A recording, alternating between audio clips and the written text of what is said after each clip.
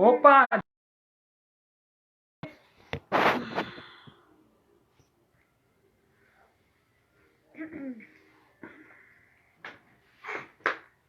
É só um pouquinho, tá? Dai, Thiago. Tá conectado pelo Face. Vamos lá? Vamos, Clara, da Bíblia, por Estamos favor. bem, graças a Deus. E vocês como estão? Estamos bem, também. Ansiosa. Essa semana, sábado que vem, a gente vai saber o sexo. Clara já tá inchada. Mas tá todo mundo bem, graças a Deus. Antes da gente começar de fato, mas aí eu vou pedir pra você vir pra cá, para as pessoas te verem melhor. Quando... Hoje Meu tudo tá Jesus, acontecendo. calma aí. O negócio caiu aqui. Peraí. Esse cenário. Fala, Tati, pode falar. Não, deixa você parar aí, porque a gente vai fazer uma oração. Calma aí. Tem que se apoiar alguma coisa aí, vai ou não? Não, eu tenho É só um pouquinho, tá, gente? Tá indo pelo Insta, arrumando aqui o Insta. Antes era o Face, agora é o Insta. Quanto tem aqui? 31, acho que dá, hein? Ou não? Pera aí.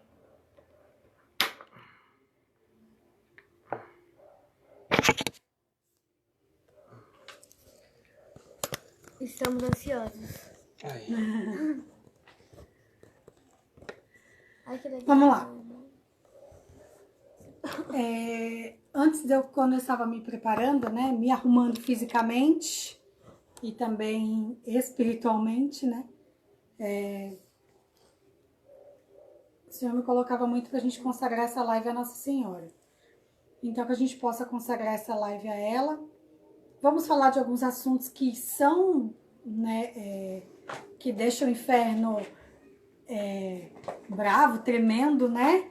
Porque querem que a gente não fale a verdade, que a gente não fale daquilo que é santo. E aí eu vou pedir que você agora faça o sinal da cruz conosco e a gente possa rezar uma Ave Maria por esta live, por tudo que vamos falar, por todas as famílias que vão assistir agora ao vivo ou todas as outras famílias, outras pessoas que vão assistir depois. Amém. Em nome do Pai, Em nome do Pai, do Filho e do Espírito Santo. Amém. Ave Maria, cheia de graça, o Senhor é convosco. Bendita sois vós entre as mulheres. bendito é o fruto Do vosso ventre. Maria, Mãe de Deus, rogai por nós, pecadores, agora e na hora de nossa morte. Amém. Santo anjo do Senhor, Meu zeloso guardador, se a ti me confiou a piedade divina, sempre me rege, me guarde, me governa e me ilumina. Amém. Em nome do Pai, do Filho e do Espírito Santo. Amém. Agora dá para chegar um pouquinho para lá. Maria passa na frente. Amém. Maria passa na frente. Eu preciso do meu caderno, gente. E agora, amor, aqui no Insta, você não tá aparecendo. Mas é assim, gente. A tela ficou pequena Mas para aqui- tanta gente. Não, mas você tem que... Isso. Estou aparecendo aqui, ó. Peraí que eu vou pegar a caneta pra mim. Pode ir, vai. Bom, chamados, né, abençoados pela graça de Deus, pelo Espírito Santo, nós queremos então iniciar aqui essa live falando sobre o quinto mandamento, né? E o quinto mandamento vem falar justamente... quando sua mãe vir, a gente vai revezando. O quinto mandamento ele vem falar para nós sobre a questão de não matar, né? E é uma ordem direta de Deus, até porque ama-te, né? Ama-te o teu próximo como a ti mesmo. Né? Então, combate, né, a vida do próximo. Certo? Bom, a Clara vai ler alguma coisa aqui, ela vai fazer para nós a introdução sobre o quinto mandamento. Né? E eu peço que você esteja com o teu coração aberto, né, para receber tudo que vai ser dito, porque de fato tem assuntos que nós vamos colocar aqui, que alguns até podem aí sentir o teu coração incomodado, né? Mas nós estamos falando aqui, né, segundo as orientações da igreja, que ela é mãe e mestra da verdade, tá bom? Pode ler, claro. O quinto mandamento nos proíbe bater, ferir e agredir o outro com palavras, amaldiçoar o outro. Se a pessoa te fez algo, Jesus mesmo diz, devemos perdoar 70 vezes 7. Deus também proíbe o homem de tirar sua própria vida, o suicídio e também o aborto. O aborto é tirar a vida de uma criança inocente, uma criatura de Deus. Um filho é um presente de Deus e não devemos evitar esse presente. Cadê o catecismo, mãe? O catecismo tá aqui. Aí agora eu vou falar um pouquinho de Caim e Abel. Isso aqui no catecismo. A escritura, no relato do assassinato de Abel por seu irmão Caim, revela desde o começo da história humana a presença da cólera e da cobiça no homem. Consequências do pecado original. Ok, amor. Amém. Não tem como falar do quinto mandamento sem falar dessa questão de Caim e Abel, né? Nós até já falávamos sobre isso, né? E até a Tati falou assim, nossa, que imagem forte a imagem da chamada, né? Porque, de fato, é Caim, né, que avança com ira, com furor contra o seu irmão Abel, né? E tudo isso por conta de uma inveja, tudo isso por conta de fato, como a gente diz, né? Como Adão e Eva foram seduzidos pela serpente, né, isso acabou sendo transmitido também para os seus filhos. E os seus filhos acabaram, de fato, seguindo o mesmo passo. Como a gente partilhava, né? A gente partilhava algumas coisas aqui. Pode chegar mais para cá, amor. Partilhávamos algumas coisas aqui de que a gente pega alguns casos que a gente começa a acompanhar de famílias e tal, né, de filhos, e a gente acaba vendo que o filho, ele faz exatamente aquilo que ele, digamos assim, repudia, odeia ou não gosta no pai, né? Isso por conta de feridas interiores, né? O pai usava droga, o pai tinha ali o vício, né, do alcoolismo, né? Tinha essa dependência química, né, que é algo ilícito, claro. E aí o filho passava por tantos sofrimentos dentro de casa, por conta de que via o pai chegando daquela forma e tal, e ele detestava isso no pai. Mas com os passar dos anos, aí ele vai, se casa e tal, depois ele começa a praticar a mesma coisa que o pai praticava também. Então ele acaba fazendo aquilo que ele, entre aspas, digamos assim, odeia no pai, né?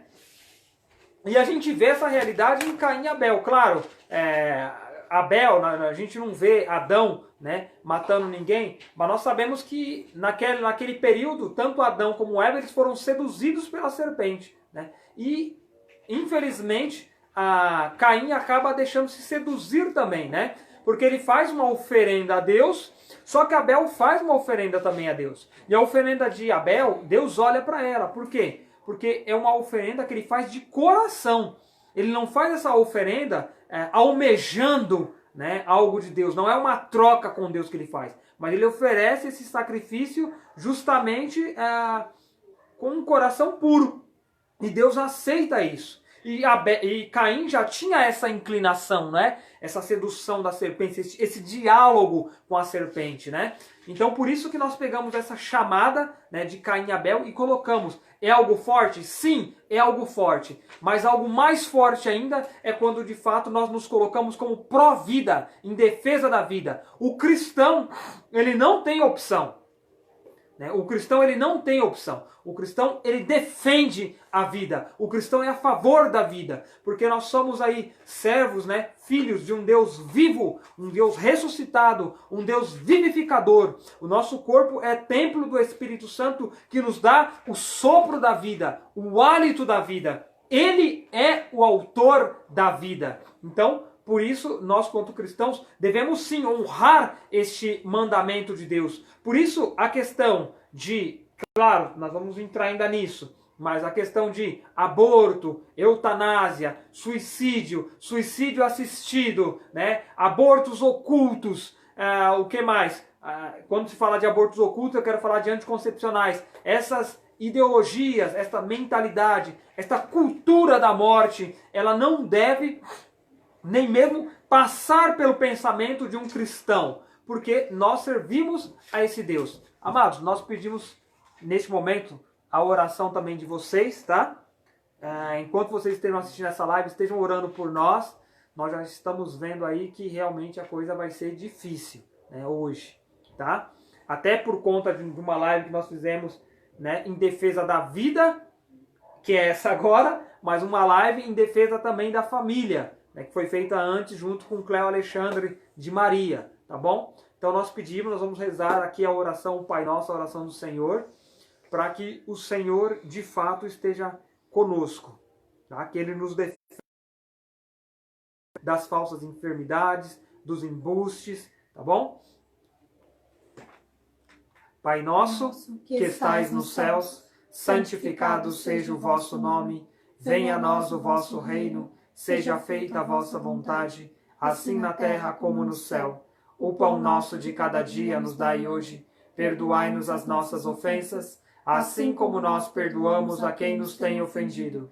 E não nos deixeis cair em tentação, mas livrai-nos do mal. Amém. São Lucas, Santa Clara e Santa Tatiana, rogai por nós. Sagrada Família, rogai por nós. Amém. Deus nos abençoe e abençoe vocês também.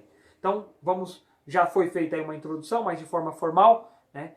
Deus te abençoe, Deus abençoe sua família, Deus abençoe o seu lar, que o Senhor seja o Cristo vivo e vivificador da tua casa. Amém? Quer falar, amor? Vamos lá, você chegou a falar dessa questão de Caim e Abel, e uma das partes do catecismo que nos pede, que o Senhor nos pede, é justamente falando sobre a cólera, sobre a ira, o ódio, e aí eu quero colocar uma parte do catecismo. Na realidade, amor, eu vou pedir para você ler. Tá bom. 5:21. Mateus 5:21. 5:21 de Mateus? 21? Deixa eu ver. É 21.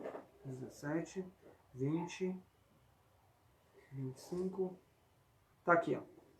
Ouvistes que foi dito aos antigos: quem matar será acusado perante o tribunal.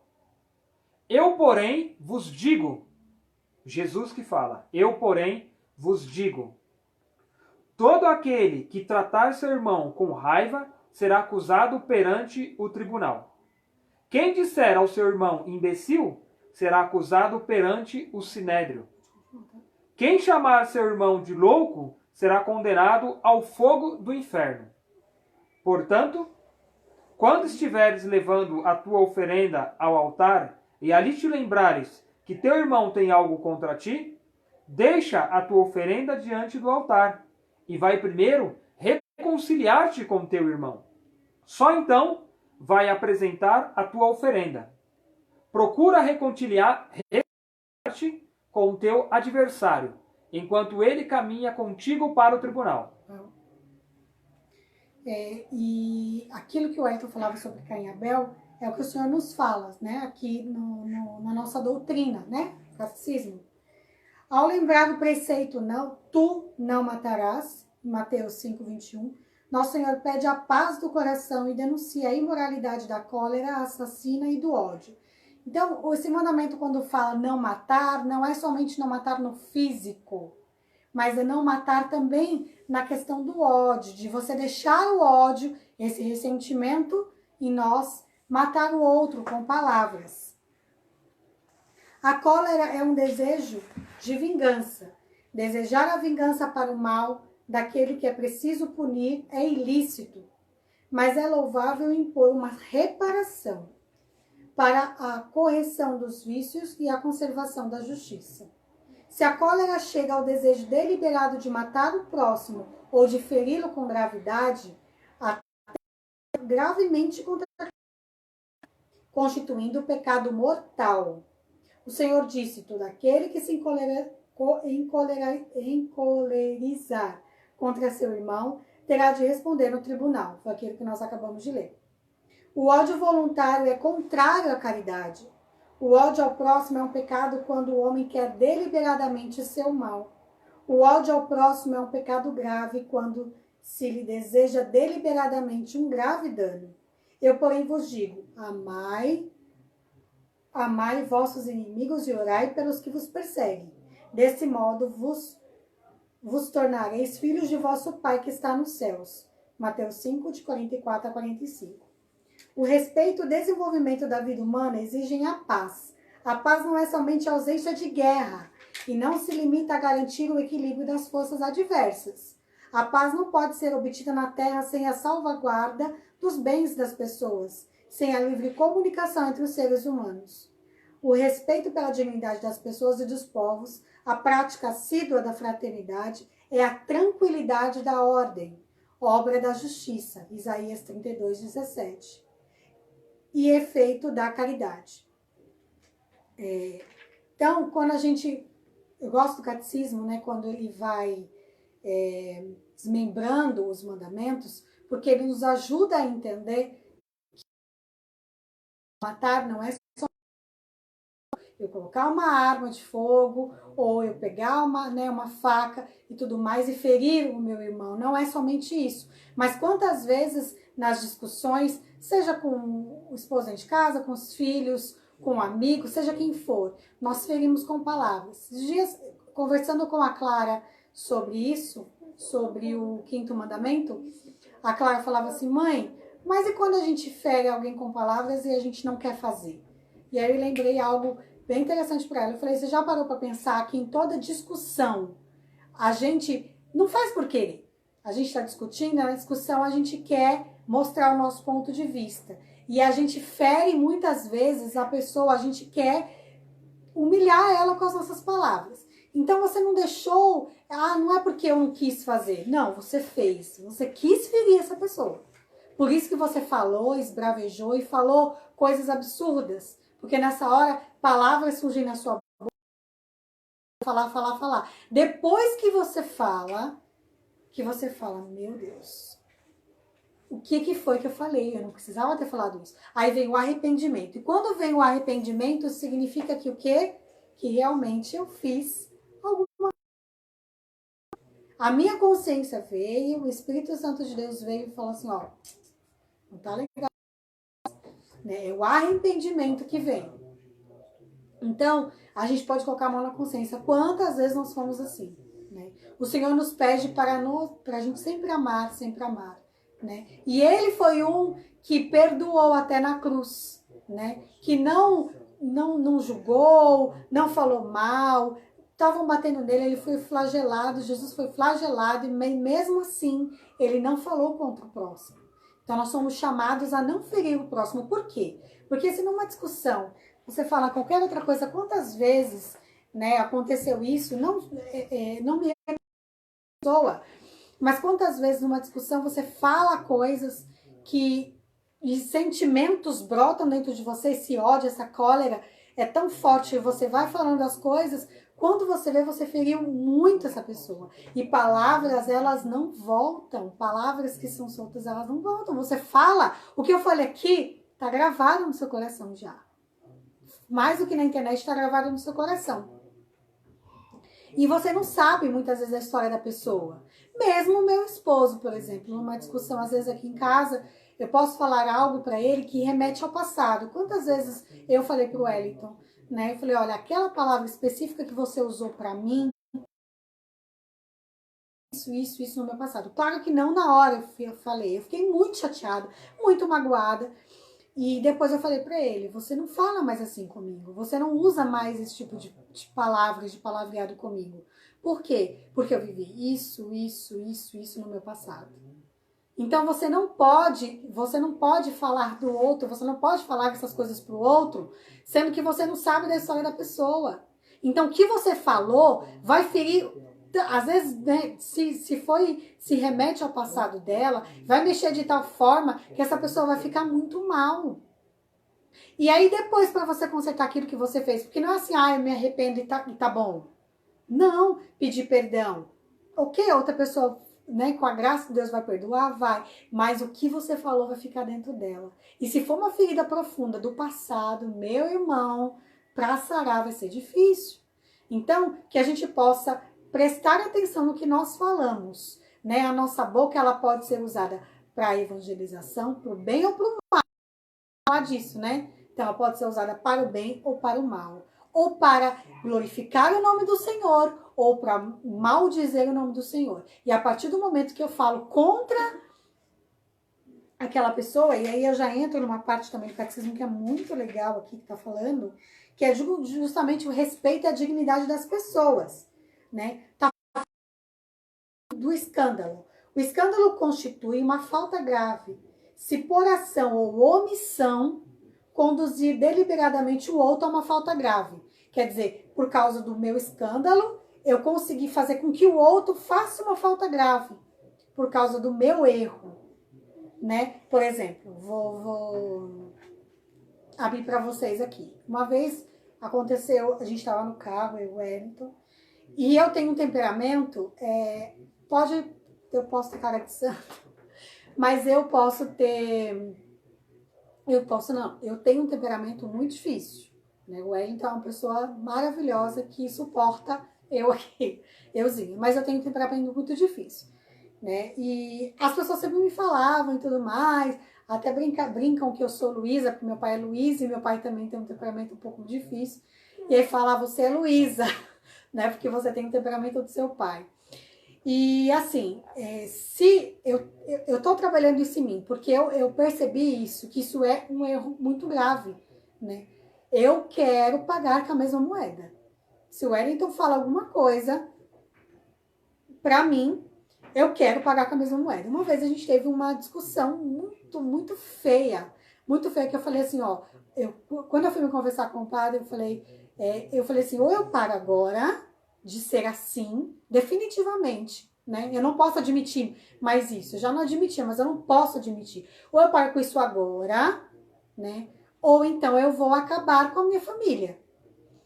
Porque o Wellington falou algo, eu queria discutir com ele que não era aquilo, e ele falou assim pra mim, as coisas têm que ser feitas da sua maneira. E eu falei assim, não, e fiquei brava, enfim. Eu só sei que eu fiz uma coisa muito feia pra ele, eu não vou falar exatamente o que é, né? Mas o que deixou muito bravo, né? E aquilo para ele foi uma afronta muito grande. Na hora, eu falei assim, gente, não fiz nada demais. É aquilo, a gente tem essa consciência, porque a gente quer estar certo, né? Só que o que eu causei foi exatamente o que o catecismo diz. E eu só lembrei disso agora, né? Quando eu li. Foi um escândalo. Eu fiz com que ele fizesse uma falta grave, né? Com que eu fiz com que ele ficasse com ódio, com raiva, que ele agisse dessa forma. Mas quem foi que provocou isso? Foi eu. Olha só. O escândalo é a atitude ou comportamento que leva outrem a praticar o mal. Aquele que escandaliza torna-se o tentador do próximo. Atenta contra a virtude e a retidão. Pode arrastar seu irmão à morte espiritual. Mas foi exatamente isso que eu fiz com ele. E assim, errado foi ele? Não. Porque, assim, claro, eu não tô tirando, né, esquivando ele do que aconteceu, mas porque eu provoquei, né? E olha só, pode arrastar seu irmão à morte espiritual. Olha como o negócio é grave, né? Quer dizer, por minha culpa, pode ocasionar a morte espiritual dele. O escândalo pode ser provocado pela lei ou pelas instituições, pela moda ou pela opinião. Torna-se, portanto, culpados de escândalo aqueles que instituem leis ou estruturas que levam à degradação dos costumes e à corrupção da vida religiosa, ou as condições sociais que, voluntariamente ou não, tornam-se difícil e praticamente impossível uma conduta cristã conforme os mandamentos. O mesmo vale para chefes de empresas que fazem regulamentos que incitam a fraude, para professores que exasperam os alunos, ou para aqueles que, manipulando a opinião pública, a afastam dos valores morais. Então, assim, aquele que faz, aquele chefe, aqui como está falando, né? O chefe, professor, não vai usurpar do seu poder, né? Que as leis ou condutas que fazem com que eu seja escandalizada, com que fazem com que eu incitam a minha ira, a minha raiva, né? Justamente por falta das virtudes e por falta da moral. Porque hoje em dia a moral, o que é moral hoje em dia para as pessoas? Hoje em dia se esqueceu do que é moral, né? Então, esse mandamento também vai para os chefes, né, de empresas. Então, é claro que assim, nós temos que ser obedientes, nós temos que obedecer às leis e também temos que obedecer, ser respeitosos com os nossos chefes. Mas a partir do momento em que está indo fora daquilo que é moral, daquilo que eu acho certo, eu tenho que ponderar, eu tenho que, por aí eu não vou cair nessa. Por isso que a gente tem que estar sempre em oração, para a gente ouvir a voz do Espírito Santo e saber discernir. Por aqui não vou, né? Prestar atenção. E eu lembro que quando eu fui me confessar, o padre me conhece, né? Me conhece há muito tempo, e ele falou assim: nossa, Tati, tenho certeza que, né, na minha situação que eu contei para vocês, o que aconteceu, né? O que o Wellington fez não foi, né, o que o Wellington fez e falou para você primeiro, não foi tão grave para você ter essa atitude. Eu falei: não foi. Mas por quê? Por causa do meu temperamento, até eu entender, porque é isso, a gente precisa entender aonde o calo aperta. Entender que a gente é passível de erro, sim, mas que, eu sou assim, eu não vou mudar. Não, eu preciso mudar. Eu preciso mudar pelo bem da minha família e pelo bem dos meus filhos. E aí eu vou falar para vocês um pouquinho a respeito à saúde, né? A gente cuidar do nosso corpo. Muita gente fala assim: mas eu devo ir na academia? É bom ir para academia? Claro, você precisa ir para, assim, cuidar do seu corpo. Se você pode ir numa academia, vá. Só se vestir modestamente, mas vá. O que você precisa cuidar é da sua alimentação e você precisa cuidar da saúde do seu corpo. Afinal, o corpo é templo do Espírito Santo. A vida e a saúde física são bens preciosos, doados por Deus. Devemos cuidar delas com equilíbrio, levando em conta as necessidades alheias e o bem comum. Tem uma parte aqui antes.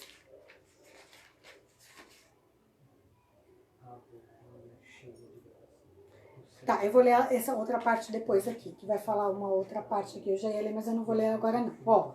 O cuidado com a saúde dos cidadãos requer a ajuda da sociedade para obter as condições de vida que permitam crescer e atingir a maturidade. Alimento, roupa, moradia, cuidado de saúde, ensino básico, emprego, assistência social. Então, tá falando o quê? Que o governo, a sociedade, ela precisa obter essas condições. É claro que hoje em dia nem todo mundo pode ter uma moradia decente, né? Eu lembro que por muitos anos eu vivi à beira de um córrego, numa favela eu vivia. Então eu vivia de uma forma um pouco precária, assim, porque passavam muitos ratos, barato e tudo mais. Então não era uma moradia digna, mas era o que eu tinha naquela época para viver. Então, quantas pessoas hoje em dia ainda vivem esse tipo de moradia, né? Então, assim, fala que o governo, a sociedade precisa obter essas condições para dar para essas pessoas de alimento, né, um ensino básico, emprego, assistência social. Se a moral apela para o respeito à vida corporal, não faz dessa forma um valor absoluto, insurgindo-se contra uma concepção neopagã que tende a promover o culto do corpo a todo sacrifício, a idolatrar a perfeição física e o êxito esportivo. Ou seja, também não significa, falando do corpo, que, então eu preciso cuidar do meu corpo, eu preciso estar bela, eu preciso estar musculosa, né? Eu preciso estar com a barriga tanquinho, eu preciso estar com tudo em cima, fazer uma plástica, isso e aquilo. A gente tem que tomar cuidado com o culto ao corpo. O nosso corpo é templo do Espírito Santo? Ok, com certeza nós precisamos cuidar do nosso corpo, né? Até porque, mesmo que você não seja casado, né? Eu sou casada, mas mesmo se você não é casado, você precisa se fazer belo para o outro. Você precisa se fazer belo. O outro precisa olhar, por exemplo, para eu estar aqui, né? Hoje eu não tive tempo de me maquiar de manhã. Mas eu passo uma maquiagenzinha. Vocês não são obrigados a me ver com cara lavada. Mas uma coisa que eu aprendi, por exemplo, né, é estar bela para os meus também de casa, não só para vocês, né? Não só para os outros, mas ficar belo para meus filhos, para o meu esposo. E eu lembro que uma vez eu estava me maquiando. Olha só como que é, como a gente muitas vezes se arruma para o outro e não se arruma para os nossos que estão em casa. Eu estava me arrumando, me maquiando, e aí o Lucas virou para mim e falou assim, mamãe, você vai sair? E aí eu falei assim, não, a mamãe está se maquiando e se arrumando para ficar bonita para vocês, para o papai, para a irmã e para você. Aí ele correu e falou assim, papai, a mamãe está se arrumando para ficar bonita para a gente, né? Porque eu aprendi isso, né? Porque para os outros, sempre é melhor para os outros, os outros, que os meus de casa que merecem a minha atenção. Não tô falando que vocês não mereçam. Mas os primeiros que merecem a minha atenção são os meus filhos e o meu esposo, né? É os que primeiro me veem. Mas não, a gente coloca a roupa mais bonita quando a gente vai sair, né? A gente faz a comida mais gostosa quando os outros vêm em casa. Mas, para a nossa família, a gente fica de pijama, a gente fica sem maquiagem, a gente fica com cara lavada, a gente não penteia cabelo, a gente não escova os dentes, a gente não usa desodorante. Gente, que respeito é esse? Correto, agora eu sei porque a Dai se arruma toda. Amei, Thiago. Tá certa, Dai, é isso mesmo. A gente precisa dar valor para nossa família. Para nossa família. Eles merecem. Depois os outros. Vamos servir aos nossos, depois aos outros, né? Vamos lá, peraí. Ó, a virtude manda evitar toda espécie de excesso. O abuso da comida, do álcool, do fumo. Aquele que, em estado de embriaguez ou por gosto imoderado pela velocidade, põe em risco a segurança alheia e a própria nas estradas, no mar ou no ar, torna-se gravemente culpáveis. Ó, vou falar de uma coisa aqui muito importante. Ó, vou falar de novo. Aqueles que, em estado de embriaguez ou por gosto imoderado pela velocidade, põem em risco a segurança alheia e a própria, nas estradas, no mar ou no ar, tornam-se gravemente culpáveis, né? E aí eu coloco assim, ou seja, Tati, eu posso tomar uma cerveja? Eu posso tomar um vinho? Tudo posso, mas nem tudo me convém. Eu não estou dizendo que você não pode, mas todo o excesso prejudica, certo? Então, olha só, o uso da droga causa gravíssimos danos à saúde e à vida humana. Então, assim, pensa, o nosso corpo é templo do Espírito Santo, né? Tudo que em excesso é ruim. Então, tomar uma cerveja, não há pecado nisso, não tem pecado, né? Mas, para que quer tomar? Toma em casa, com a sua esposa, mas não em excesso, não vai se embriagar por causa disso, gente. Para que fazer isso? Toma um pouquinho e pronto. O problema é que as pessoas não sabem o que é isso. Claro que, eu estou falando que existem famílias, por exemplo, na minha família, dos meus pais, né? O meu pai, ele foi alcoólatra há muito tempo, muito tempo. E eu lembro que, assim, quando você tem alguém na sua família que é alcoólatra, você tem que tomar cuidado, porque você também tem tendência, né? Então, assim, eu gosto de vinho, mas faz muito tempo que eu não tomo. Muito tempo, né? Mas eu nunca fui de falar assim, vamos beber com os amigos e tudo mais. Eu acho legal você tomar um vinhozinho com o seu marido, né? Ou com a sua esposa, ok. Mas se você tem esse vício, é isso que você precisa identificar. Se você tem o vício, então, meu amigo, meu irmão e minha irmã, você não pode tomar. O problema é que você não sabe ponderar, entendeu? O que é vício e o que não é vício. Se você tem vício, você não pode tomar. Para o meu pai entender isso, demorou muito tempo. Hoje, graças a quantos anos já. Mas já faz muitos anos que ele não bebe mais. Ele bebia e fumava. Faz muito tempo que ele não faz isso mais. Peraí. Deixa eu ver como é que eu tô aqui. 21h06, tá bom. Mas, ó, essa live vai demorar mais um pouquinho, mais... Vai passar de 1 hora, a gente vai entrar de novo, tá? Mas eu não vou prolongar muito, não. Tá bom? Mas ela vai passar um pouquinho de 1 hora. Entende? Então, assim, se você tem esse vício, você tem que se cuidar. Então, você tem que saber que você não pode tomar, não pode beber, né? O uso de droga já é diferente, não é? É totalmente diferente, porque ele é, ó... peraí. O uso da droga causa gravíssimos danos à saúde e à vida humana. Salvo indicações extremamente terapêuticas, constitui falta grave. A produção clandestina e o tráfico de drogas são práticas escandalosas, constituem uma cooperação direta com o mal, pois incitam as práticas gravemente contrárias à lei moral. Então, assim, quem usa, quem fornece, mas não tem problema, é só uso para me divertir, faz mal. Eu lembro uma vez que um primo meu falou assim para mim, Tati, fala um conselho para você que é mãe de uma menina quase adolescente. Não fala para ela que droga é ruim, porque droga não é ruim, droga é muito bom. Só que ela prejudica, né? Ou seja, traz graves danos neurológicos. Não estou falando que o álcool também não causa. Causa sim. Né? Mas estamos falando aqui, quando eu falo de drogas, né, das drogas ilícitas, é completamente diferente dessa questão do álcool. Então posso fazer com as drogas a mesma coisa que eu faço com o álcool? Não.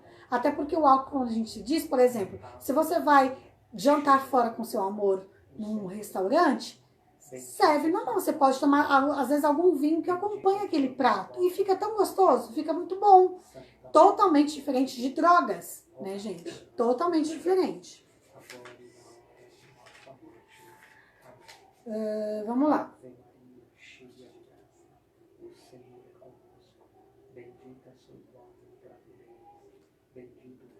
Aí, legítima defesa. Que é uma coisa também que as pessoas falam assim, mas e aí? Né, na legítima defesa, eu tenho que me salvar ou eu salvo o outro? Como que fica? Olha só o catecismo fala. Tem muita coisa aqui que eu me peguei pensando, meu Deus, como será, né? E lendo, a gente vai aprendendo. A legítima defesa das pessoas e das sociedades não é uma exceção. A legítima defesa das pessoas e das sociedades não é uma exceção à proibição de matar o inocente, que constitui o homicídio voluntário. A ação de defender-se pode acarretar um duplo efeito.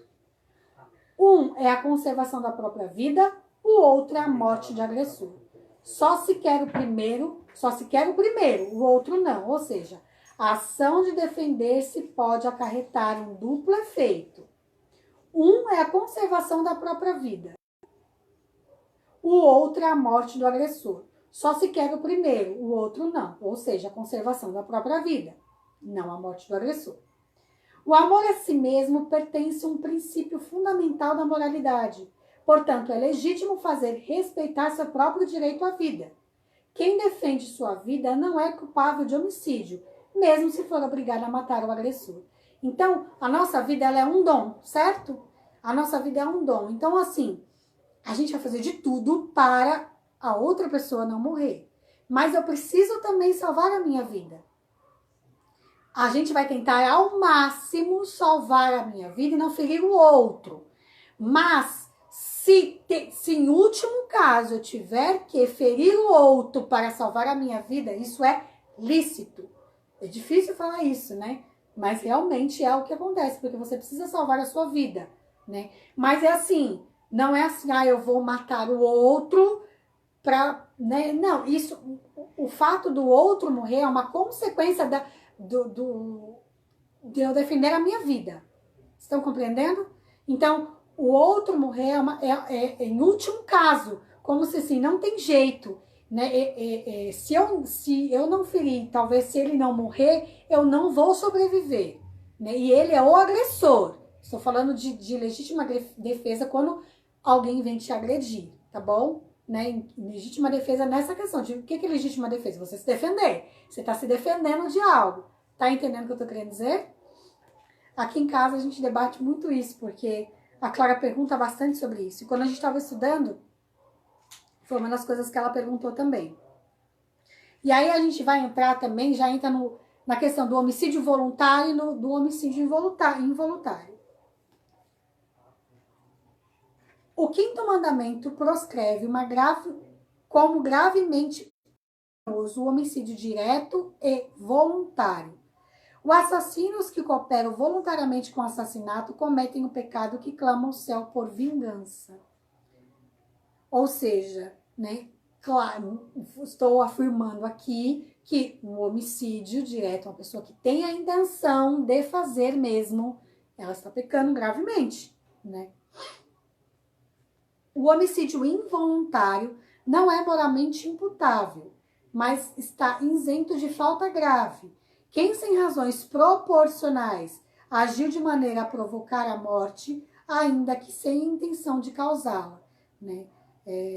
A questão do que a gente estava falando da legítima defesa. Na legítima defesa, você acabou ferindo essa pessoa e ela acabou morrendo, né?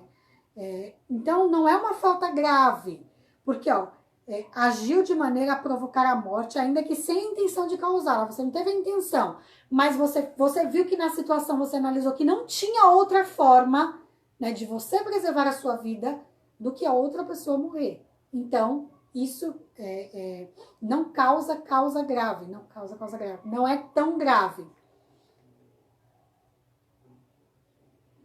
Faz tempo que a gente nem vê. Então tá bom, não fala que aí a gente vai falando. A vida deve ser respeitada e protegida de maneira absoluta. A nossa vida, ela é dom de Deus, né? Então ela tem que ser respeitada e defendida, né? E o problema é que a gente muitas vezes acaba esquecendo disso, né? Principalmente eu vou falar da questão da eutanásia. Eutanásia é quando tá lá no finalzinho da sua vida já, ou no final da vida, ou muitas vezes nem no final da vida, né? Uma criança que está lutando, né, pela vida no hospital e simplesmente querem desligar os aparelhos. Não permitir com que essa pessoa, né, essa criança ou esse idoso mesmo, né, porque geralmente acontece mais com o idoso, né, do que com criança. Pelo menos eu não lembro de nenhum caso que tenha acontecido com criança. Mas querem diminuir colocam, aqueles cuja vida está diminuída ou enfraquecida necessitam de um respeito especial. As pessoas doentes ou deficientes devem ser amparadas para levar uma vida tão normal quanto possível. Sejam quais forem os motivos e os meios, a eutanásia direta consiste em pôr o fim à vida de pessoas deficientes, doentes ou moribundas. Inadmissível. Né? Acho que você já deve ter ouvido. Mas tá sofrendo muito. Tadinho, tá no hospital, já não tá respondendo, tá em coma, já tá em coma há tantos anos, né? Vamos poupar o sofrimento dessa pessoa. Olha só o que o catecismo diz, né? E aí, vale lembrar que a gente sempre fala, né? Vamos poupar o sofrimento, só que você não sabe o que aquela pessoa está vivendo ali, naquele momento com o Senhor.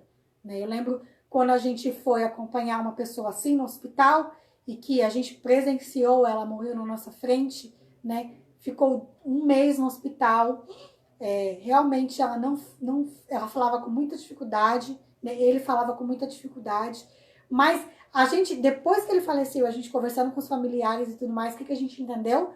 Que o que ele viveu ali, ele viveu uma experiência bonita com o Senhor e Nossa Senhora, né?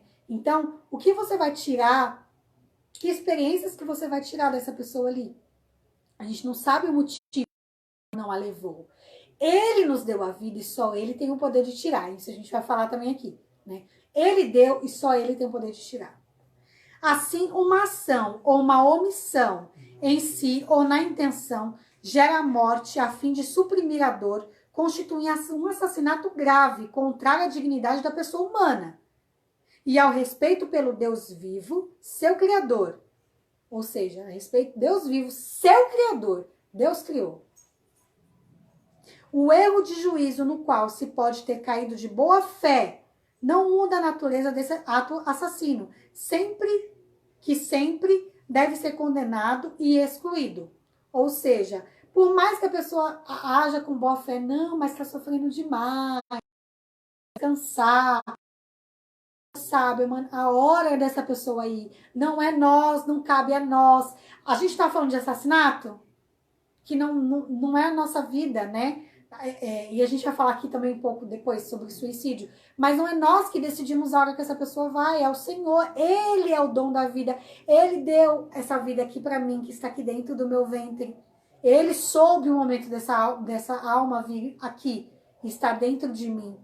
E ele vai saber o momento de tirar tantas pessoas que estão tanto a minha vida, né? Não tirar, de me levar para junto dele. Então não cabe a nós, mesmo que seja num bom juízo, entre aspas, querer tirar o sofrimento de alguém ou nada. Talvez é o tempo que a pessoa precisa para se converter. E é justamente isso que eu que o seu José aconteceu. Aconteceu tanta coisa que o seu José foi uma pessoa espetacular. E a gente teve testemunhos disso. A interrupção de procedimentos médicos onerosos, perigosos, extraordinários ou desproporcionais aos resultados esperados pode ser legítimo. É a rejeição da obstinação terapêutica. Não se quer dessa maneira provocar a morte. Aceita-se não poder impedi-la. As decisões devem ser tomadas pelo paciente, se tiver a competência e a capacidade para isso. Caso contrário, pelos que têm direitos legais, respeitando sempre a vontade razoável os interesses legítimos do paciente. Ou seja, muitas vezes a família quer e o paciente não tem como decidir, né? E só que a família ela é responsável legal, já que a pessoa está inconsciente, digamos assim, né? Mas aí a igreja fala, apela pela moral. Qual é a moral? A moral que você sempre preservar até hoje. Mesmo quando a morte é considerada iminente, ou seja, vai acontecer, né? Vai acontecer, está programado assim, a morte vai acontecer, né? Daquela pessoa que está enferma. Os cuidados comumente devidos a uma pessoa doente não podem ser legitimamente interrompidos. Ou seja, então que nem esse senhor que nós falamos.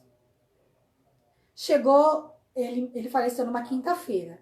Quando chegou na terça-feira, o médico falou, olha, chama a família, vem aqui, pede para a família vir aqui visitar, porque a gente não sabe a qualquer momento ele pode ir dormindo, ele pode ir conversando, só que não se vai deixar de dar a medicação. Eu lembro que quando a gente foi visitá-lo, né, ele faleceu por volta de umas 11 horas da manhã.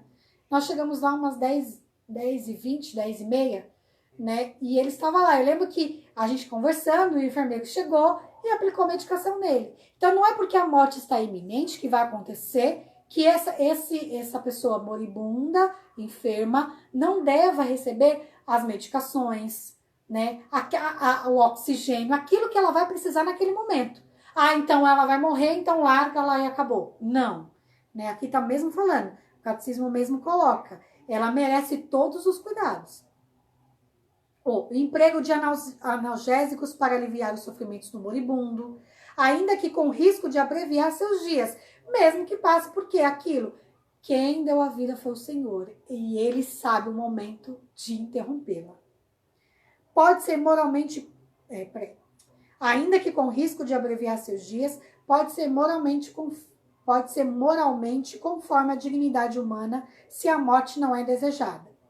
Nem como fim, nem como meio, mas somente prevista e tolerada como inevitável. Os cuidados paliativos, ou seja, para aliviar, né, constituem uma forma privilegiada de caridade desinteressada. Por essa razão, devem ser encorajados. É uma caridade, não deixa de ser uma forma de caridade. Estou aliviando ali a dor daquela pessoa, né? É como a Dai falou, né? Talvez seja o tempo que a pessoa precisa para se converter. Você não sabe o que ela está vivendo ali naquele momento. E eu vou falar do seu José de novo, porque foi um testemunho muito, muito marcante para nós. Porque ele não conseguia falar por causa do oxigênio, mas ele apontava, a gente colocou um santinho, uma imagem, né? Uma imagem de Nossa Senhora, no cabeceira estava atrás na cabeça dele, né, na cabeceira da cama, e depois ele mesmo pediu para colocar, falando com dificuldades, ele pediu para colocar na frente. E ele não parava de olhar para a imagem de Nossa Senhora. Então a gente tem certeza que ele teve uma experiência muito grande com a Nossa Senhora naquele momento. E a gente começou a rezar o terço. Agora, gente, eu tô muito mal de memória. Mas acho que foi o terço da misericórdia que a gente começou a rezar. Não, foi o terço de São José. Encomendando justamente, né? Encomendando a morte dele, né? Eminente. A gente não sabia que ele ia naquele momento. Quando a gente terminou de rezar, passou um tempo fora que ele faleceu. Foi uma morte assistida. Eu gosto quando o Wellington fala isso, porque foi exatamente isso, né? Eu nunca tinha visto alguém, mas não foi algo traumatizante, vou falar, outras pessoas podem falar assim, nossa, que ridículo, mas foi uma morte bonita, foi uma morte linda, foi uma morte assistida. Estava a esposa, um dos filhos, eu, o Wellington, né? E a gente estava junto dele. Foi uma morte muito bonita, porque a gente tinha acabado de rezar, acabado de pedir para São José, que é o patrono da boa morte, para encomendar. Então, assim, encomendar ele, né? Pedir para São José vir de encontro também. Então, o quanto a gente deve rezar, tantas pessoas que faleceram por causa da pandemia, né? A gente tem uma amiga aqui da nossa paróquia que nós amamos muito também, que faleceu. Então, a gente sempre deve rezar por essas pessoas, né? E não permitir com que fazem a eutanásia, né? Que é justamente esse momento em que essas pessoas precisam viver aqui, né? Seja porque precisam desse momento com o Senhor, a gente não sabe o motivo. Mas Deus deu a vida, Deus tira quando e no momento que Ele quiser. Não cabe a nós, né? Não cabe a nós abreviar a morte dessa pessoa.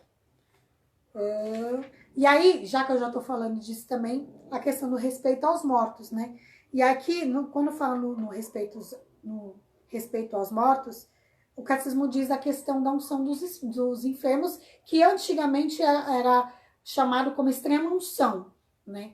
A unção dos enfermos, ela é pedida, você pode pedir para a igreja quando você está enfermo, né? Qualquer tipo de enfermidade que você está, né? Não precisa ser uma gripe, eu digo, né? Tá com uma enfermidade muito grave, pede para o sacerdote a unção dos enfermos. Vai fazer uma cirurgia, pede ao sacerdote a unção dos enfermos.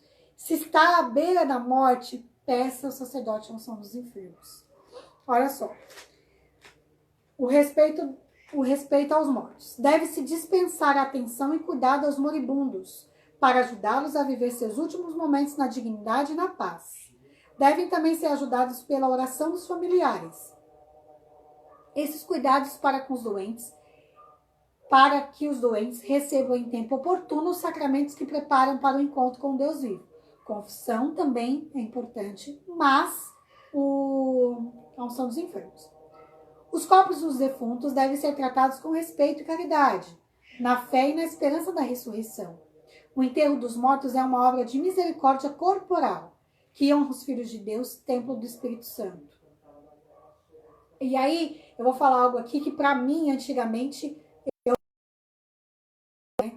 a igreja permite a cremação se esta não manifestar uma posição contrária à fé na ressurreição dos mortos. Ou seja, porque antigamente eu lembro que eu aprendi que a igreja era contra a cremação. Não. A igreja, se a pessoa desejar, ok, tudo bem. Só que contanto que ela acredite na ressurreição dos mortos. Certo? Isso é uma dúvida muito forte na igreja, que muitas pessoas têm. Vamos lá. E aí a gente vai falar da parte do suicídio. E aí eu vou ler aquela parte que eu falei pra vocês que eu queria ler, ó. Deixa eu ver como é que eu tô aqui. Que eu falo. 4 minutos.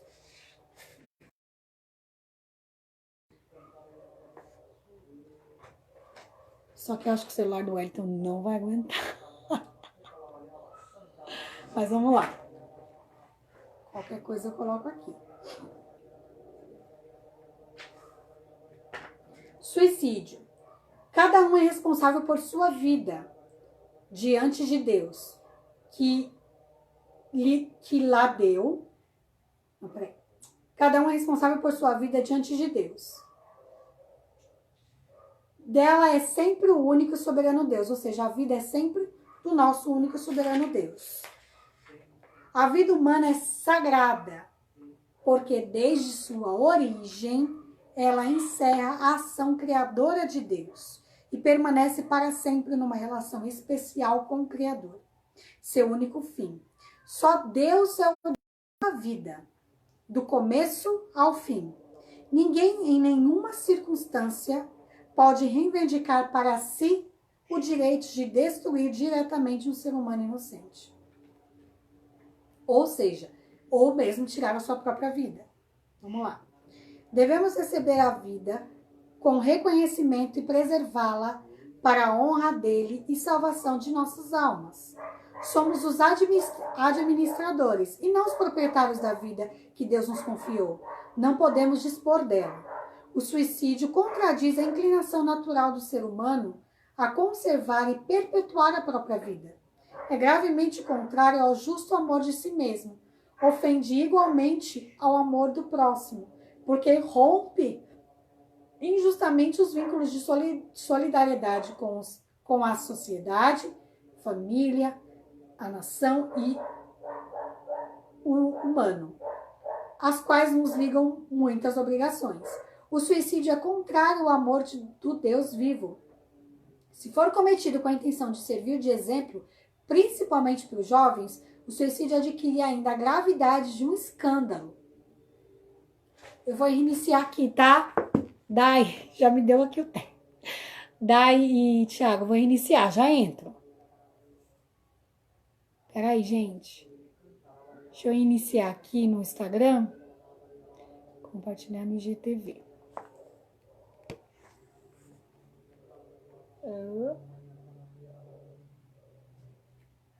Avançar.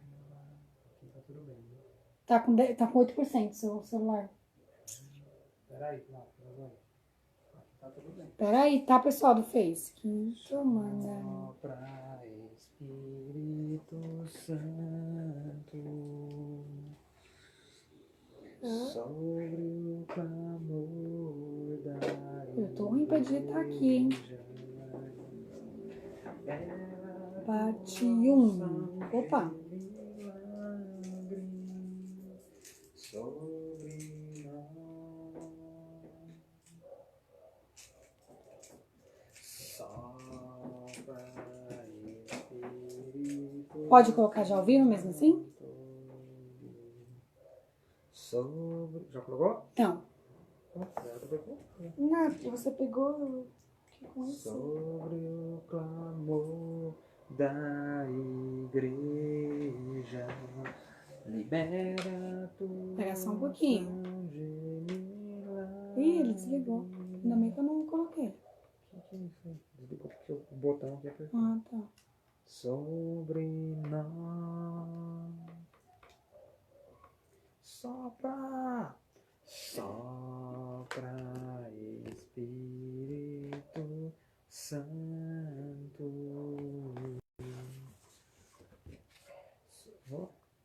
Pode ir falando aí, amor. Aqui a gente resolve. Quero entrar nos dois, que eu vou entrar na parte do... O que eu ia entrar mesmo? Do suicídio que eu tava falando?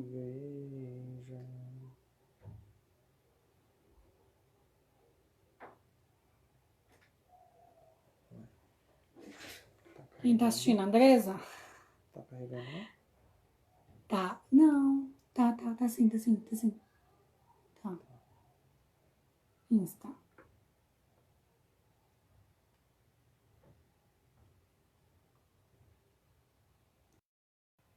Você vai vir aqui ainda ou eu encerro? Pode continuar, Tati.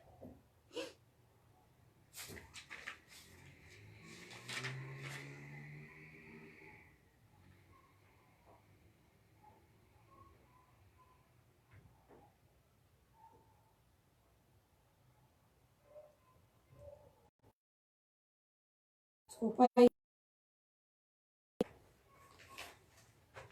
A doença vai ficar assim, né? Mas tudo bem. Vamos lá.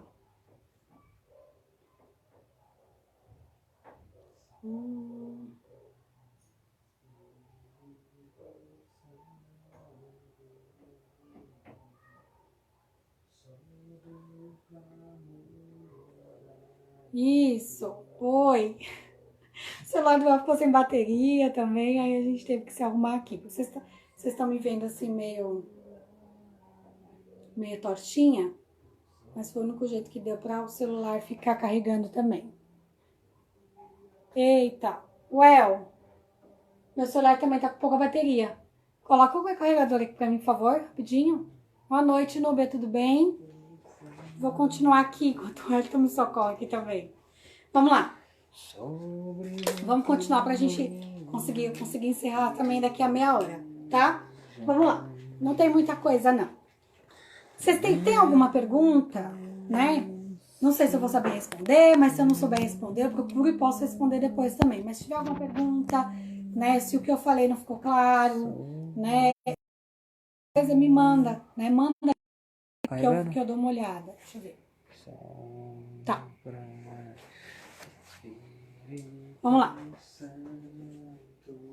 O suicídio é contrário ao amor de Deus vivo. Foi aí que eu parei, certo?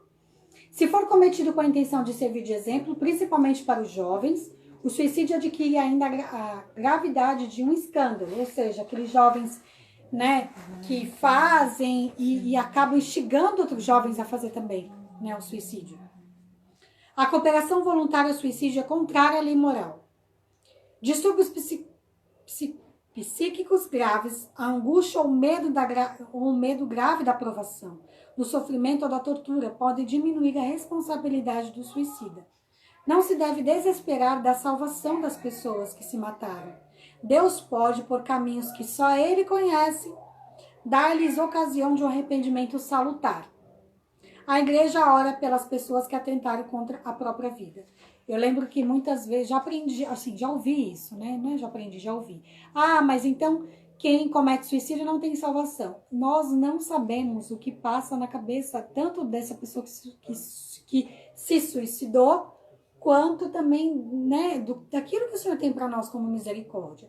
Então a gente não pode falar que essa pessoa que cometeu suicídio, ela não... O catecismo não fala isso, né? Ó. Deus pode, por caminhos que só Ele conhece, dar-lhes ocasião de um arrependimento salutar. Então, assim, primeiro, o que leva essas pessoas? Eu conversava com ela, então, assim, né? Nós temos que ajudar essas pessoas. Nós temos que, talvez, chegar... Mas por que essas pessoas... Por que tem muita gente? Por que há muito suicídio hoje em dia? Já pararam para pensar o porquê? Uma das coisas que o Wellington conversava era justamente as pessoas que têm falta de... que se sentem carentes, que não se sentem amadas. Era isso que eu queria chegar. Sejam desde pequenos, porque seja pelos pais, seja pelos avós, seja que o convívio dessa pessoa, ela não tem, principalmente os pais, eu não digo nem os avós, principalmente os pais, não dão o amor, o suporte necessário. Até na questão de essa pessoa ela não sabe lidar desde pequena com os sentimentos, com a frustração, né? Então, se essa criança ela já for crescendo sem saber lidar com os sentimentos de não, de frustração, de limites, crescer do mesmo jeito que ela cresce quando criança, que tem tudo que ela quer, na hora que ela quer, do jeito que ela quer, ela vai crescendo pensando assim. E aí, quando ela é adulto, que ela não sabe a vida real, a gente sabe que não é assim. Você não consegue tudo que você quer. Tem uma música, acho que foi uma música que a Clara... Ou foi um desenho, eu não lembro. Que a Clara falou pra mim, eu posso ser aquilo que eu quiser. E eu falei pra ela, não é bem assim, né? Porque eu não posso ser aquilo que eu quiser, né? Isso tem vários sentidos. Mas aí eu explicando pra ela, falando com ela até hoje sobre isso. Eu posso querer ter um emprego melhor? Posso. Pode ser que eu consiga? Pode, mas pode ser que eu não consiga. Pode ser que tenha alguém que seja melhor nesse cargo do que eu, melhor preparado, né? E tudo bem. E como que eu vou saber lidar com isso? Os jovens de hoje, as pessoas de hoje, não só os jovens, não sabem lidar com frustração. Mas muitas vezes não é só deles. Isso vem de coisas de trás. Eu não estou acusando ninguém. né? Mas não sabe lidar com seus próprios sentimentos. E aí, por isso que acontece, já conheço pessoas que tentaram suicídio, né?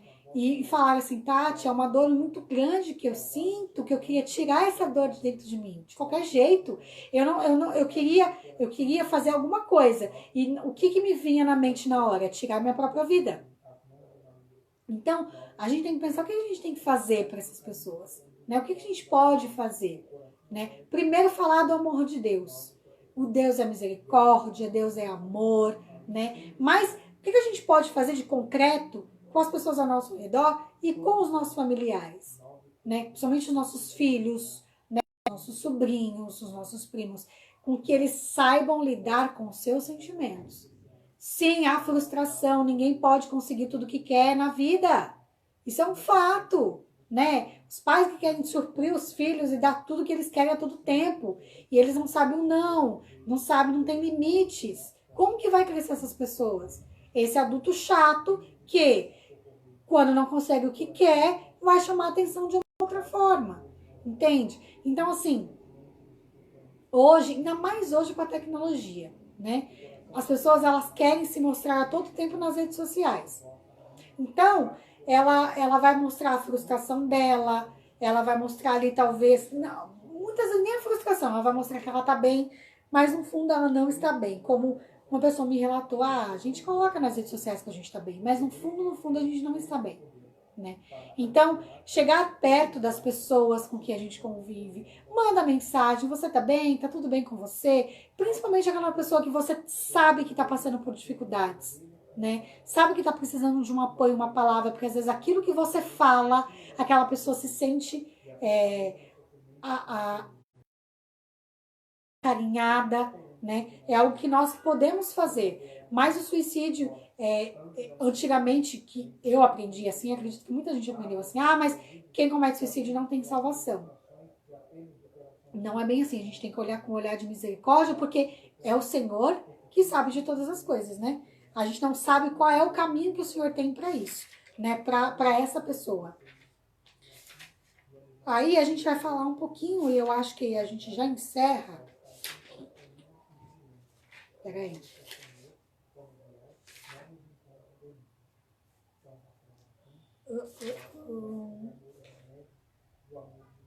Não só tem mais uma coisa para falar, mas eu vou falar um pouquinho da questão do aborto. E aí eu vou ler um pouquinho daquilo que eu tinha lido já. Li uma parte e não terminei.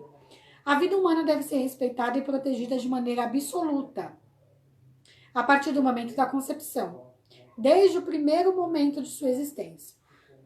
O ser humano deve ser reconhecido os seus direitos de pessoa, entre os quais o direito inviolável de todo ser inocente à vida.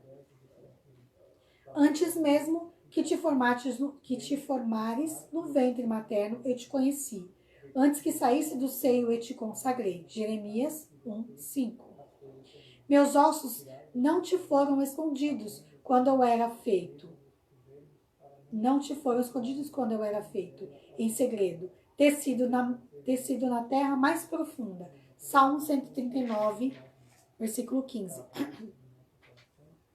Desde o século I, a igreja afirmou a maldade moral de todo aborto provocado. Isso estou falando de abortos provocados, não é aborto espontâneo. Este ensinamento não mudou, continua invariável. O aborto direto, quer dizer, querido como um fim ou como um meio, é gravemente contrário à lei moral. Não matarás o embrião por aborto e não farás perecer o recém-nascido. Deus, Senhor da vida, confiou aos homens o nobre encargo de preservar a vida, para ser exercício de maneira condigna ao homem. Por isso, a vida deve ser protegida com o máximo cuidado desde a concepção. O aborto e o infanticídio são crimes nefandos. Então, assim, quando a gente fala de aborto, né, hoje em dia, quando se fala de aborto, a gente já pensa o quê? Principalmente na questão dos jovens, né? Que é onde mais acontece.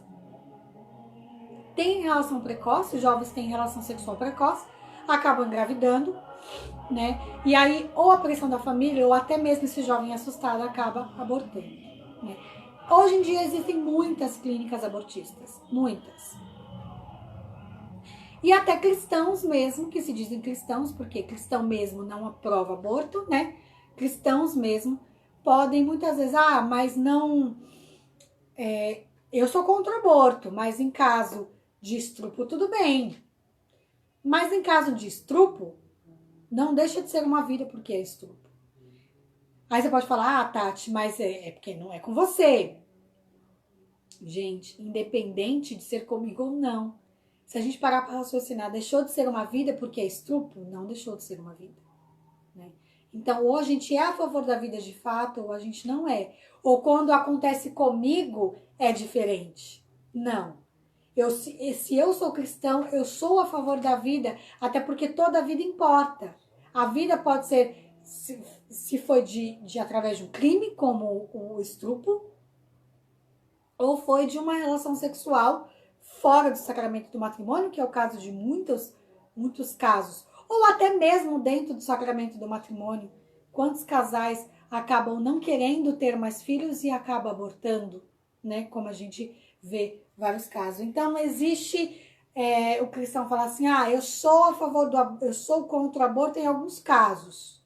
Não. O cristão verdadeiro, o cristão católico, ele é contra o aborto, independente do que aconteceu, de como aconteceu. Porque não deixou de ser uma vida. E aí há os abortos ocultos, que são os abortos provocados pelos anticoncepcionais, seja eles orais, seja o DIU, né, seja ele qual for, ou até mesmo, né, aqueles implantes, enfim, os abortos provocados, ocultos, como o padre Paulo Ricardo já falou, provocados como porque você não vê, você não sabe que é o que você está abortando, né?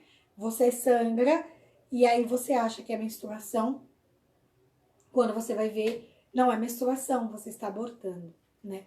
Então, quantos abortos...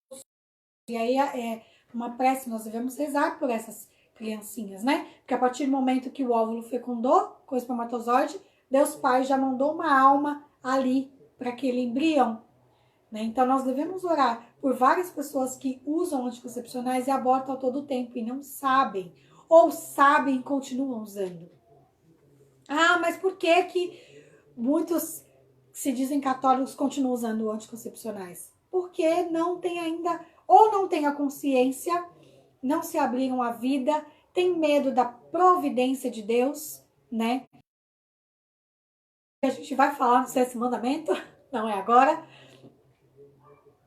mas eu tenho que abordar porque fala dos contraceptivos, né?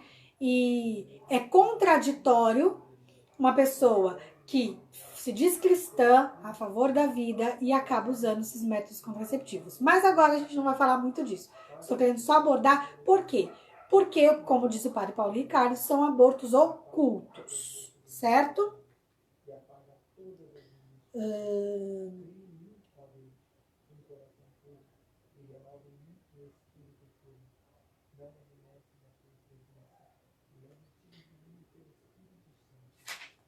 Eu acho que do aborto é isso.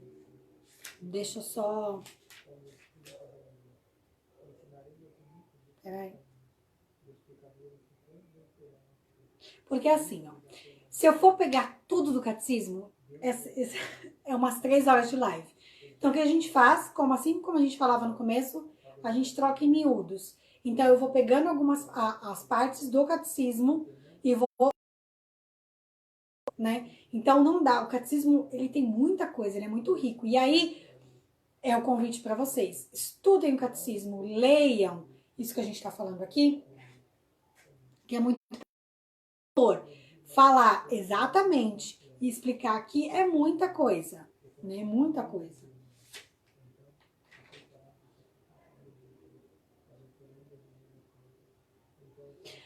Eu vou falar só uma última coisa antes de a gente encerrar a live. Deixa eu ver aqui. 21h46. Tá bom. A gente tem mais uns... Acabamos de ter uns 16 minutos que a gente entrou de novo, né? No Insta. principalmente a questão de ter armas, né? É lícito a gente usar armas para se defender e tudo mais. No catecismo, eu não vou aprofundar muito nisso, mas é uma parte do catecismo que fala que eu achei muito importante. A produção e o comércio de armas afetam o bem comum das nações e da comunidade internacional. Por isso, as autoridades públicas têm o direito e o dever de regulamentá-los. A busca de interesses privados ou coletivos a curto prazo não pode legitimar empreendimentos que fomentem a violência e os conflitos entre as nações e comprometam a ordem jurídica internacional. As injustiças, as desigualdades excessivas de ordem econômica ou social, a inveja, a desconfiança e o orgulho que graçam entre os homens e as nações ameaçam sem cessar a paz e causam as guerras. Tudo que for feito para vencer essas desordens contribui para edificar a paz e evitar a guerra. Pecadores, que são os homens, vivem em perigo de guerra, e este perigo os ameceará até a volta de Cristo. Mas na medida em que, unidos pela caridade, superem o pecado, superarão igualmente as violências, até que se cumpra a palavra. De suas espadas eles forjaram relhas de arado e de suas lanças foices. Uma nação não levantará a espada contra outra, e já não se adestrarão para a guerra. Ou seja, está falando que a produção e o comércio de armas afetam o bem comum das nações e da comunidade internacional. Por isso, as autoridades públicas têm o direito e o dever de regulamentá-los. Então, fala que o governo, né, as autoridades públicas, elas precisam regulamentar, né? Eu não vou entrar muito nessa questão, porque ela não é muito a minha praia para ficar falando, né? Não sei muito a respeito. Uma coisa que ele também fala, olha, a corrida aos armamentos não garante a paz. Então, você dar a arma na mão da pessoa não garante a paz. A gente tem que sempre ter em mente a paz. Qual é a função do cristão? Né? Para que nós estamos aqui? Nós não queremos provocar guerra, né? Nós temos que ter a legítima defesa, e a arma pode ser usada como legítima defesa, mas se for regulamentado pelas redes públicas, né? E aí eu paro por aqui nessa questão, né? Mas que você estude um pouco isso. Se você tem dúvidas, vá no catecismo, olhe, veja o que a igreja fala sobre a doutrina social da igreja, e, né, a doutrina social da igreja, inclusive tem várias, Isso, obrigada. No Centro Dom Bosco tem. Eles estão no Face também ou só no Instagram? No YouTube, tá. Eu sei que eles estão no Instagram e no YouTube. Tem vários vídeos deles muito bons, onde eles falam sobre doutrina social da igreja. Então vá buscar, porque é isso que nós precisamos. Aqui, como a gente diz, é só trocando miúdos mesmo. E aí eu encerro aqui. Espero que vocês tenham gostado, né? Desculpem, só estar eu. Peço que rezem pela nossa família, né? Rezem para que continuando, né, a nossa maratona de ensinando sobre os mandamentos, para que o Senhor abençoe a nossa família e abençoe a sua família também. Certo? Se tiver alguma pergunta depois, deixa a pergunta aí nos comentários, ou mande no direct, ou mande no message no Facebook, tá bom? E aí a gente vai avisando quando será a próxima live, como sempre a gente avisa. E aí já digo que a próxima live, que é o sexto mandamento, eu acho que a gente vai ter que desmembrar em 3, porque ela é grande, tem muita coisa para falar. Muito obrigada por compartilhar conosco todos esses conhecimentos. Amém, Dai. Obrigada por vocês estarem conosco. E aí a gente vai conversando, né, ou não. Quando a gente começar a preparar ela, a gente vai comunicar, né, para vocês como que a gente vai fazer. Talvez a gente faça até no início 1h30, tá bom? Porque é muito importante esse sexto mandamento, né? Porque fala da castidade, mas ele fala bastante coisa, e principalmente do matrimônio, do namoro, do noivado. Então a gente quer esse a gente quer esmiuçar bastante. E ele vai pegar também de um outro mandamento também. Então, a gente vai acabar misturando ele e um outro mandamento também. Certo? Boa noite. Deus abençoe. Ótimo final de semana.